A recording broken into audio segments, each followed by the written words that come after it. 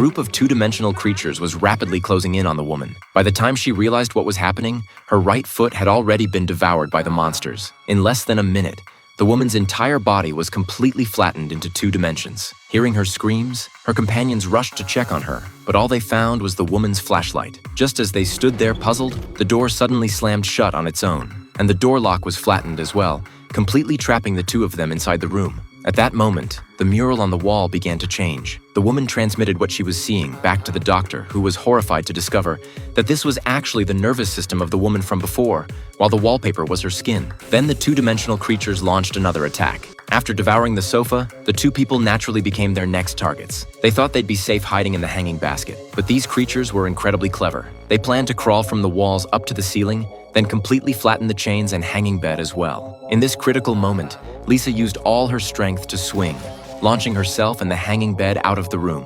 Meanwhile, more and more people throughout the city were going missing. They weren't being murdered. They were being turned into human-shaped graffiti by the two-dimensional creatures. Lisa urged people to stay away from the graffiti, but it was already too late. The graffiti seemed to come alive, all of them beginning to move. They crawled down the walls to the ground and began attacking people in all directions. Lisa quickly led people to hide in a nearby warehouse. One person ran a bit too slowly and was unfortunately caught, transformed into a 2-dimensional creature. Lisa and the others had no choice but to keep running.